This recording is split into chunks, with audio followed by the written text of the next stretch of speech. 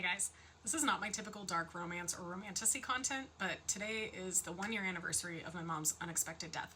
So I wanted to take a moment to talk about addiction and mental health and reflect on their impact in my life 1 year out from her death. So, as many of you know from my previous posts, I work in overdose prevention as a career. But what you may not know is that I came to this career as a result of my mom's struggles with addiction. I have always been very analytical, and I was finishing my master's degree when her addiction really came to a head and began impacting her life so negatively, as well as the lives of those of us who loved her. I decided to pursue a PhD, and early on in my studies, drug policy and addiction became a focus and really remained that way through my dissertation, which dealt with the opioid epidemic and implementation theory at the local level. I am acutely aware of how addiction destroys lives, and almost all of us personally know someone who has struggled with substances in their lives. So losing my mom as a direct result of her personal struggles with addiction and substance use was almost insurmountable for me. For the first 6 months after her death, I didn't think I'd be able to keep working in this field.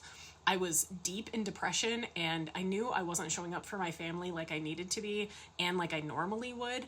And eventually, as time went on, I was able to find some semblance of peace and a way forward through the audacity of hope. So for those who may be going through something similar with someone that you love, I wanted to share a couple of my favorite books on this topic with the hope that no one else has to weather a loss like this. At the end of the day, there is hope, and people do find recovery. I have tons of resources at my disposal, so if you would like to talk more about your own situation, please feel free to DM me, and we can talk more personally.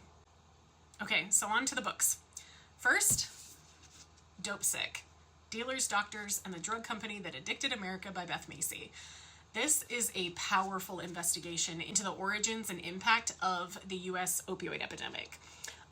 She uses deeply personal struggles and stories, and as well as rigorous reporting, to reveal how Purdue Pharma's aggressive marketing of OxyContin and the Sackler family's pursuit of profit fueled widespread addiction, particularly in working class and rural communities.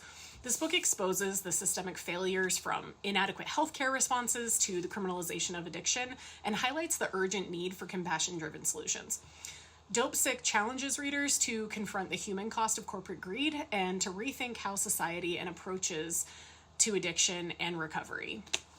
The next book, Undoing Drugs: The Untold Story of Harm Reduction and the Future of Addiction by Maya Salovitz. This is a groundbreaking exploration of harm reduction and its transformative role in addressing drug use and addiction.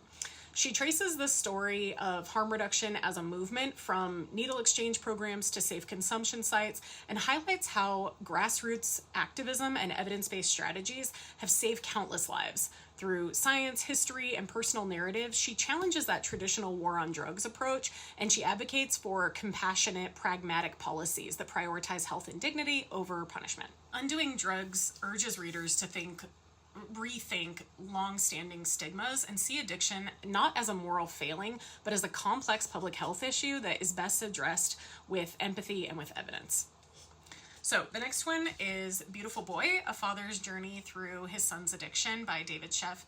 This is a personal memoir that chronicles a parent's struggle to understand addiction as well as support his son Nick as he battles methamphetamine addiction. Through raw and intimate storytelling, Sheff explores the emotional toll that addiction takes on families, weaving together love, fear, hope, and heartbreak. This book delves into the complexities of addiction, its unpredictability, relapses, and that blurred line between helping and enabling, while also touching on the science behind substance use disorders.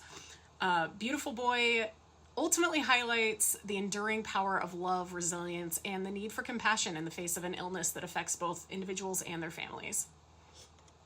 So the next one is Not Far From Me: Stories of Opioids in Ohio, edited by Daniel Skinner in Berkeley, France.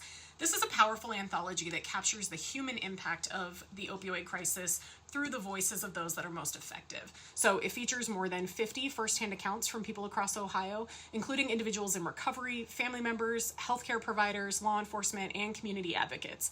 The collection paints a nuanced, multifaceted portrait of addiction, loss, and resilience. And by centering personal stories, the book highlights how the epidemic has touched every corner of society, while also showcasing grassroots efforts toward healing and change. Not Far From Me invites us to confront stigma, understand the complexity of addiction, and recognize the urgent need for community-driven solutions. And finally, Beyond Addiction, How Science and Kindness Help People Change by Jeffrey Foote, Carrie Wilkins, and Nicole Kasanke. This is a practical guide for families and loved ones of people who are struggling with substance use. It's grounded in evidence-based strategies from the Center for Motivation and Change, and the book reframes addiction as a health issue rather than a moral failing. It emphasizes compassion, collaboration, and communication over confrontation, and it introduces the CRAFT, or Community Reinforcement and Family Training approach, which equips people with tools on how to support positive change while maintaining your own well-being. Beyond Addiction empowers families to replace shame and stigma with understanding and hope, showing that recovery is more likely when approached with empathy and with science-driven strategies. So these books remind us that addiction is never just a personal failure. It's a human story, a family story, and a community story. They show that pain, yes, but also the possibility of change, healing, and connection. If you're grieving, if you're struggling, or if you love someone who is, please know that you're not alone. There are people, resources, and communities that are ready to walk with you.